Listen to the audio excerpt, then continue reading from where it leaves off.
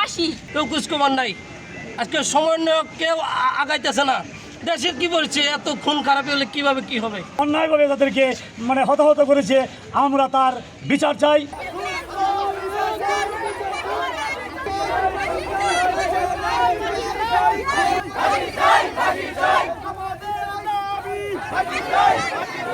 মারামারিটা আমাদের ফ্যামিলি নিয়ে হয়েছে। আমার বাপ, আমার চাচা, আমার জ্যাঠা, আমার ভাই, সবাই আমার। মারামারি কে করছে জানেন আপনারা? জানেন না। যখন মারামারি করছে তখন তো আমরা তো সাধারণ মানুষ, আমরা তো আর তাদের মতো খুনি না যে তাদের মতো এই ক্রিস নিয়ে যাবাম, আবার রান দাও নিয়ে যাইবাম। আমরা তো আর এরকম পারি না। যারা আমার বাবারে, আমার ফ্যামিলির আহত করছে তার ফাঁসি চাই আমি, ফাঁসি। এই লোকগুলা ৫ ওয়াক্ত নামাজ পড়ে, এদের কোনো দোষ নাই। এদের কি এলোপাতারি দেখেন, খুবই একজনে পা হালাইয়া দিছে, একজনের মাথা চিন্তা করছে, আইসিইউতে বন্দি আছে। পুলিশ প্রশাসন এখন একটা আসামিও ধরতে পারে না। আইনগত ব্যবস্থা দ্রুত যাতে হয়। এদের ফ্যামিলির এত দুর্বল অবস্থা যা বলার মতো নাই। আজকে ভাত খাওয়ার অবস্থা নাই।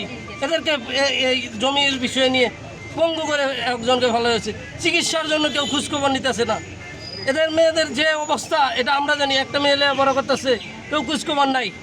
আজকে সমন্বয় কেউ আগাইতেছে না। দেশে কি বলছে, এত খুন খারাপ হলে কিভাবে কি হবে? পুলিশ প্রশাসনকে জানাইছে, কিন্তু পুলিশ প্রশাসনের এটা কোনো পদক্ষেপ নেয় নাই।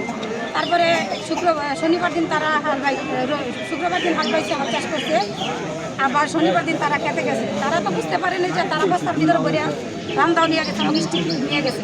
তারা সরাসরি যে কোনো কথা বলে নাই, শুধু দাও দিয়ে এলো পাতারি কুপাইছে।